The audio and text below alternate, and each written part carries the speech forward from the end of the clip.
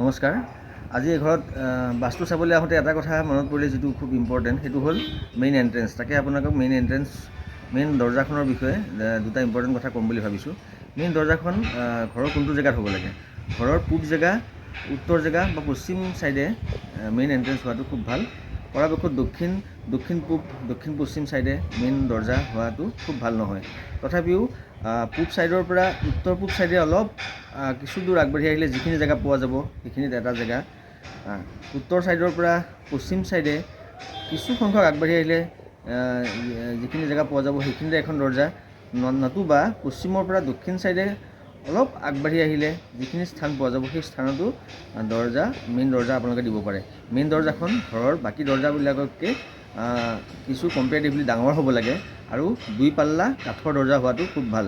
আজিকালি মানুহে কিছুমান ডিজাইনৰ কাৰণে বা ষ্টাইলৰ কাৰণে 1 পাল্লা দৰ্জা দিয়ে যদিও পৰাপক্ষত 2 পাল্লা দৰ্জা দিবলৈ চেষ্টা কৰিব।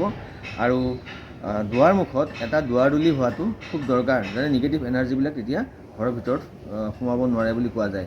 লগতে যদি ঘৰৰ এই দিশকেইটাৰ বাহিৰে আপোনালোকে বেলেগ দিশত বা চাউথ ছাইডে দৰ্জা তেনেকুৱা কাৰোবাৰ আছে, তেতিয়া আপোনালোকে নিগেটিভিটি দূৰ কৰিবৰ কাৰণে পঞ্চমুখী হনুমানৰ ফটো বা সৰু মূৰ্তি এজনা ঘৰৰ মেইন দৰ্জাৰ বাহিৰ ছাইডে, বাহিৰৰ পৰা সোমালে যাতে দেখা পায় তেনেকুৱা হনুমানৰ মূৰ্তি বা ফটো পঞ্চমুখী হনুমানৰ ৰাখিব পাৰে। অথবা এখন বজাৰত পাকুৱা মিৰৰ বুলি এখন গ্লাছ এখন পোৱা যায় কিনিবলৈ, যিখন বাস্তুৰ গ্লাছ, সেইখনো দৰ্জাৰ বাহিৰ ছাইডে ৰাখিলে ঘৰৰ নিগেটিভিটিবিলাক দূৰ হয় বুলি কোৱা যায়। এতিয়া ঘৰৰ দৰ্জাখনৰ বাহিৰ ছাইডে আপোনালোকে স্বস্তিকৰ এটা চিহ্নও ৰাখিব পাৰে, সেইটোও ভাল। এতিয়া ঘৰৰ দৰ্জাৰ এণ্ট্ৰেঞ্চটো কেনেকৈ চাব? ঘৰৰ চেণ্টাৰত গৈ পেলাই, ঘৰৰ যিটো ফ্ল'ৰ আছে সেই তাৰ চেণ্টাৰৰ পৰা আপোনালোকে কম্পাছটো লৈ পেলাই ডাইৰেকশ্যনবিলাক চাওঁতে তাৰ পৰা যিটো ডাইৰেকশ্যন ঘৰৰ মেইন দৰ্জাৰ ছাইডে পৰে সেইটোৱে হ'ল আপোনাৰ ঘৰৰ এণ্ট্ৰেঞ্চৰ ডাইৰেকশ্যন।